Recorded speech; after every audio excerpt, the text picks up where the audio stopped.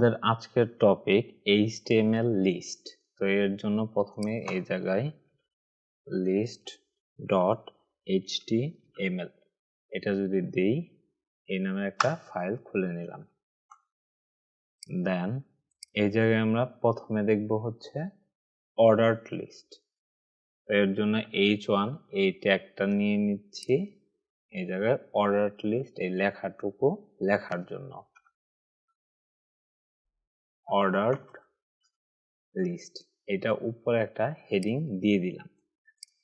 এই অর্ডারের ও আর লিস্টের এল এই দুইটা মিলে আমাদের ট্যাগ হবে যে হচ্ছে OL।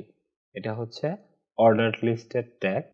আর এটার এই অর্ডারড লিস্টের ভেতরে আপনি অবশ্যই লিস্ট লিখবেন।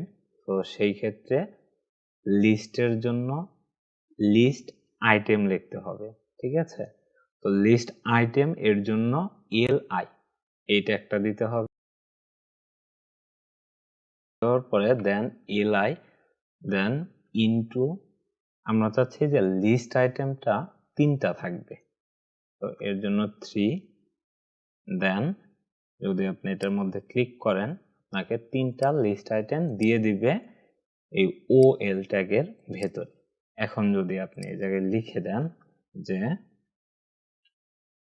স্কুল দেন কলেজ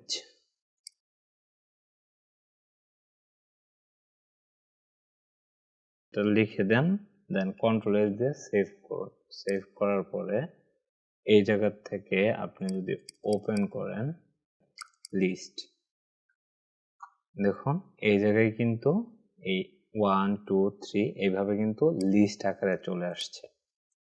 বাট আমরা যদি এই জায়গায় এই অংশটুকু কপি করি কন্ট্রোল সি দিয়ে দেন কন্ট্রোল ভি আনঅর্ডারড লিস্ট, সেই ক্ষেত্রে ইউএল এইটা একটা ইউজ করতে হবে। সো আমরা এই জায়গায় ইউ দিয়ে দিচ্ছি, এই জায়গায় আমরা ইউএল ট্যাগটা ইউজ করতেছি, সেই ক্ষেত্রে আমাদের আনঅর্ডারড লিস্ট চলে আসবে। আর লিস্ট আইটেমগুলো কিন্তু আগের মতোই LI এই ট্যাগ দিয়ে লিখতে হবে। তো কন্ট্রোল এস দিয়ে সেভ করতেছি। দেন এই জায়গায় যদি আমরা রিলোড করি, দেখুন এই জায়গায় যদি আমরা হেডিংটা দিয়ে দেই কন্ট্রোল সি দেন ট্যাব দিয়ে এই জায়গায় ইউ আনঅর্ডারড লিস্ট এটা দিয়ে দিলাম। এখন যদি আমরা কন্ট্রোল এস দিয়ে সেভ করি দেন এটাকে রিলোড করি, দেখুন এই জায়গায় আনঅর্ডারড লিস্ট।